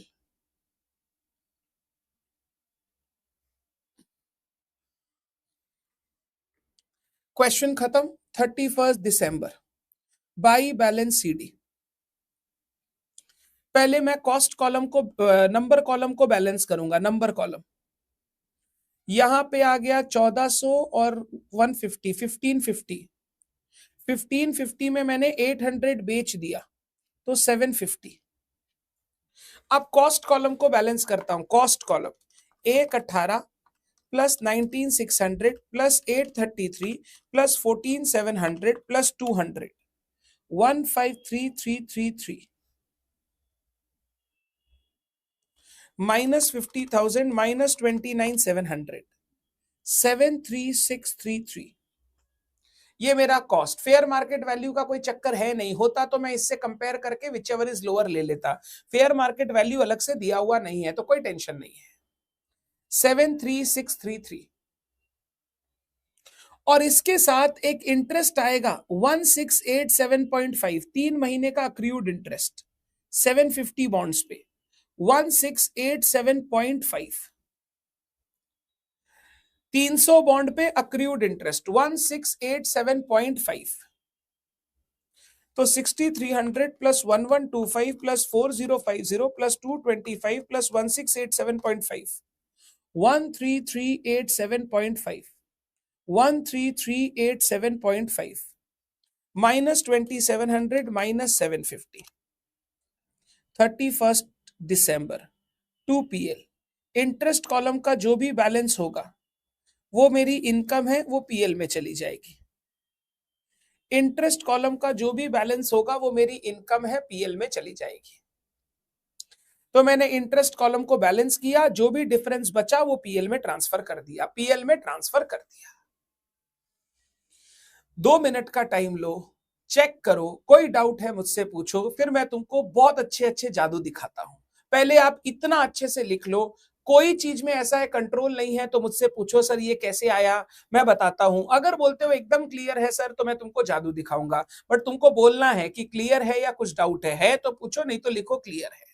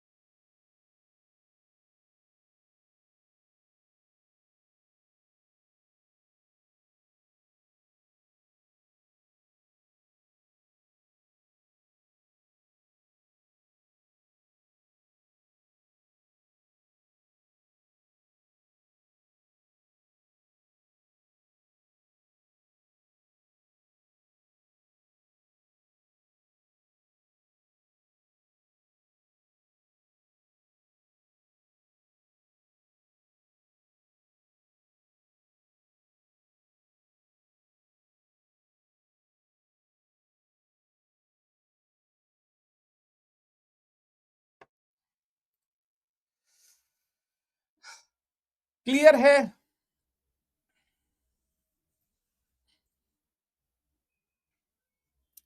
अब देखो सर, ये जो आंसर आए हैं ये आंसर सही है क्या? मतलब सर हमको कैसे पता ये जो हमने इतना सारा कैलकुलेशन करके कैलकुलेट किया है ये सही भी है या नहीं है? चलो एक एक करके बात करते हैं। सबसे पहले मैंने जो ये क्लोजिंग बैलेंस निकाला है इन्वेस्टमेंट का, इस पर चर्चा करते हैं।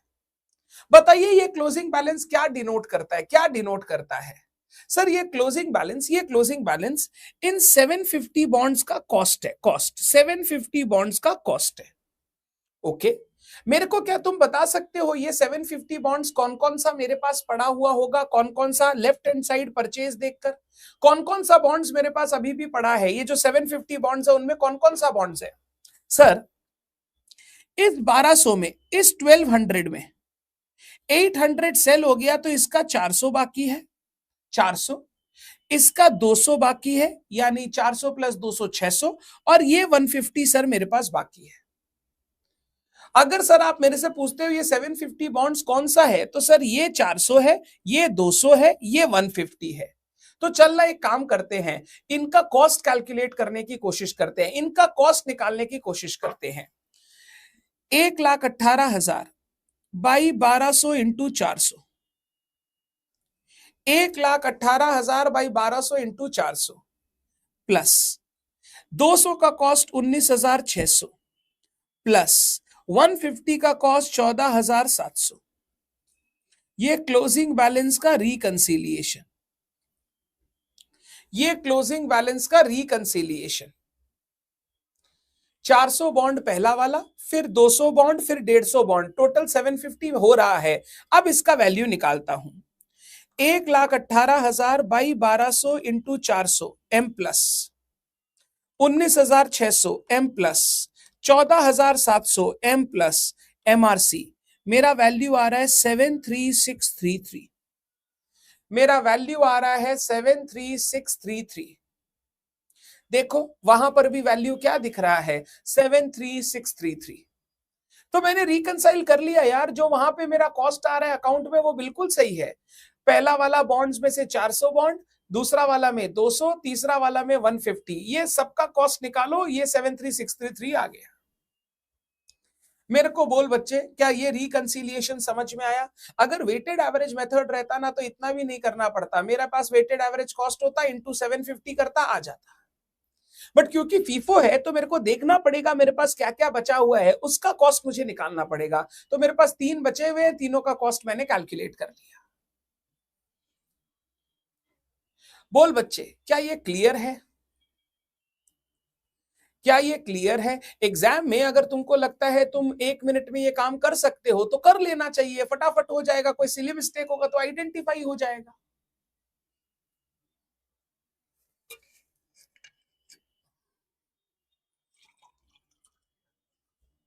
क्लियर है सर? अब मेरे को बता दूसरा चीज, सर ये जो इंटरेस्ट इनकम हमने पीएल में दिखाया है, पीएल में सर क्या ये इंटरेस्ट इनकम सही है? सर यही इनकम होना चाहिए हमारा इस साल का। आजा सोचते हैं कि हमारा इंटरेस्ट इनकम सही है या नहीं है। इंटरेस्ट इनकम जो हम लोग इन्वेस्टमेंट पर रिकॉर्ड करते हैं वो क्या होता है? सर आपने जितना पीरियड के लिए जितना बॉन्ड्स होल्ड किया है उसी का आपका इंटरेस्ट इनकम निकल जाएगा। तो आपने जितने पीरियड के लिए जितना बॉन्ड होल्ड किया है आप उसको कैलकुलेट कर लीजिए, आपका इंटरेस्ट इनकम आ जाना चाहिए। तो देखना मैं कैलकुलेट करता हूं। ये 1200 बॉन्ड जो साल के शुरू में मेरे पास था, ये पूरा 12 महीने का इंटरेस्ट मेरे को देगा, पूरा 12 महीने का, क्योंकि साल के शुरू से मेरे पास था। 1 मार्च को जो मैंने खरीदा, 1 मार्च यानी जनवरी फरवरी 2 महीने के बाद जो मैंने खरीदा, इस पर मुझे 10 महीने का ब्याज मिलना चाहिए। फिर 1 अक्टूबर को जो मैंने खरीदा, 1 अक्टूबर को, इस पर मुझे 3 महीने का ब्याज मिलना चाहिए, अक्टूबर नवंबर दिसंबर। जितना बॉन्ड्स जितने पीरियड के लिए होल्ड किया वही मेरा इनकम है। तो ये 3 बॉन्ड मैंने खरीदा तो इसका इतना इतना मेरे को मिलना चाहिए। बट सर आपने तो कुछ इन्वेस्टमेंट बेच भी दिया था ना। ओ बेच दिया था क्या? 1 जुलाई को बेच दिया था 500 बॉन्ड। अगर 1 जुलाई को बेच दिया तो जुलाई अगस्त सितंबर अक्टूबर नवंबर दिसंबर, ये 6 महीने का इंटरेस्ट नहीं मिलना चाहिए। तो इस पे 6 महीने का इंटरेस्ट नहीं मिलेगा, -6। ये 300 मैंने नवंबर में बेच दिया तो इस पर नवंबर और दिसंबर 2 महीने का इंटरेस्ट नहीं मिलेगा, तो -2। मेरे को 1200 बॉन्ड पे 12 महीने का इंटरेस्ट मिलना चाहिए, 200 बॉन्ड पे 10 महीने का, 150 बॉन्ड पे 3 महीने का। बट 500 बॉन्ड जो मैंने बेच दिया उस पर 6 महीने का नहीं मिलेगा, और 300 बॉन्ड जो बेच दिया उस पर नवंबर और दिसंबर 2 महीने का नहीं मिलेगा। आओ ना कैलकुलेट करते हैं, देखो आंसर आता है क्या? 1200 into 100 into 9% into 12/12 plus 300 into 100, 300 नहीं था, 200 इंटू 100 इंटू 9% इंटू 10/12, 10 महीने का, प्लस 150 इंटू 100 इंटू 9% इंटू 3/12, 3 महीने का, minus 500 into 100 into 9% into 6/12, minus 300 into 100 into 9% into 2/12, ये नहीं मिलेगा, ये 2 लास्ट वाला नहीं मिलेगा क्योंकि मैंने बेच दिया, तो माइनस कर दो। तो अगर मैं कैलकुलेट करूं 1200 into 100 into 9% into 12/12 m plus 200 into 100 into 9% into 10/12 m plus 150 into 100 into 9% into 3/12 m plus 500 into 100 into 9% into 6 by 12 m minus minus minus 300 into 100 into 9% into 2 by 12 m minus MRC। अगर मैं memory recall किया तो मेरा answer आया 9937.5। ये interest मेरा इस साल को मेरे को मिलना चाहिए, मेरी इनकम है। ये देखो 9937.5, 9937.5 ये इनकम पीएल में चला गया। तो ये पीएल का जो फिगर है 9937.5 ये आपको यहां दिखाई देगा 9937.5।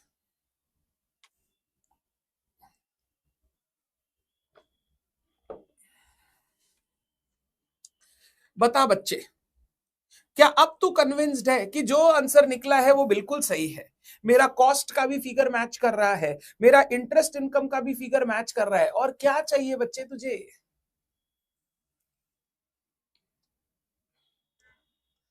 और क्या चाहिए? सर इंटरेस्ट का इतना बड़ा कैलकुलेशन करेंगे, थोड़ा सा बुद्धि लगाओगे तो इसको शॉर्टकट कर सकते हैं। शॉर्टकट कैसे? शॉर्टकट इसमें देखो तुम इंटू 100 इंटू 9% डिवाइडेड बाई 12 सब में कॉमन है, सब में कॉमन है। तो इसको बाद में एक साथ इंटू कर लेना। पहले क्या कर लो, पहले क्या करो, 1200 यूज करो, 1200 into 12 m plus 200 into 10 m plus 200 bonds into 10 months का interest, 150 into 3 m plus 500 into 6 m minus 300 into 2 m minus MRC मेरा आया 13250। अब इस पे into 100 into 9% by 12 into 100 into 9% by 12 ये आ गया 9937.5। 9937.5 इतना लिखना ही नहीं पड़ेगा अगर थोड़ा सा अच्छे से कर लो। अमान मिस यू भाई, मिस यू। तुम घर चला गया, पढ़ाई कर रहा है, पढ़ाई कर अच्छे से, ऑल द बेस्ट। 9937.5 देखो कितना फटाफट निकल गया। तो जितना बॉन्ड जितने पीरियड के लिए है पहले उसका मल्टीप्लीकेशन कर लो, फिर इंटू 100 इंटू 9% डिवाइडेड बाई 12। मेरे को बता मेरे बच्चे, क्या बात क्लियर है तुझे? मेरे को बता मेरे बच्चे, क्या बात क्लियर है तुझे?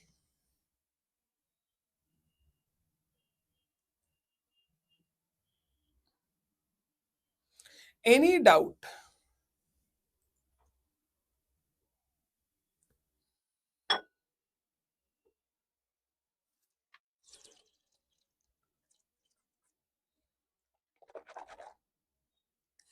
Any doubt? आज अच्छे बच्चे क्लास में आए नहीं है लगता है। अंकित नहीं आया है, बहुत सूखे रुखे बच्चे हैं, न डाउट पूछते हैं ना ये लिखते हैं कि हाँ भैया समझ में आया। पता नहीं उनका जिंदगी किस मोड़ पे चल रहा है।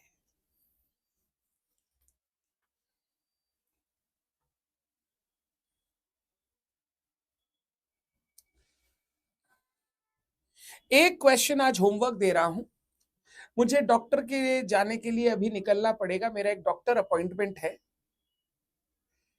डन, डॉक्टर अपॉइंटमेंट है तो मुझे निकलना पड़ेगा। एक क्वेश्चन मैं आपको दे रहा हूं होमवर्क, वो आप करोगे। नेक्स्ट क्लास हम लोग इसको डिस्कस करके फर्स्ट हाफ में कंप्लीट करेंगे, then will start cash flow. आप ये एक बार देख लो अच्छे से, कोई डाउट है आप मुझसे पूछ लो। क्वेश्चन 4 में आपको होमवर्क दे रहा हूं, क्वेश्चन 4 में आपको होमवर्क दे रहा हूं।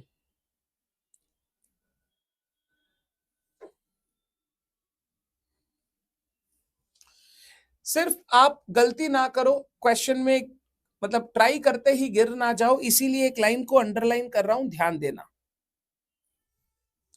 एक लाइन को अंडरलाइन कर रहा हूं, बस ध्यान देना।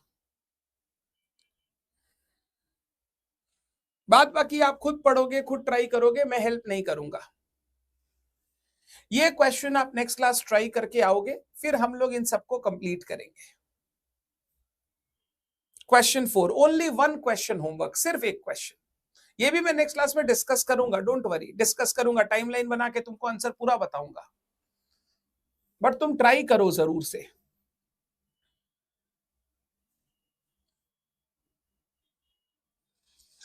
Done done done done. आज के लिए सिर्फ इतना ही। Will meet you in the next class. Thank you so much everyone. कल मिलते हैं शाम को 5:30 बजे। कल ये कंप्लीट करेंगे, फिर कैश फ्लो चालू करेंगे। इसमें ज्यादा नहीं है, तो 3 से 4 क्वेश्चन हमारे हैं, और डिस्कशन वाइज तो सब हो ही गया है। एक छोटू सा डिस्कशन 5 मिनट का है, तो खाली कल क्वेश्चन पे पहले फोकस करेंगे, फिर हम लोग एक बचा हुआ डिस्कशन करके 1 घंटे में खत्म हो जाएगा कल। Done. Thank you so much everyone, कल मिलता हूं। आज के लिए सिर्फ इतना ही, बाय बाय।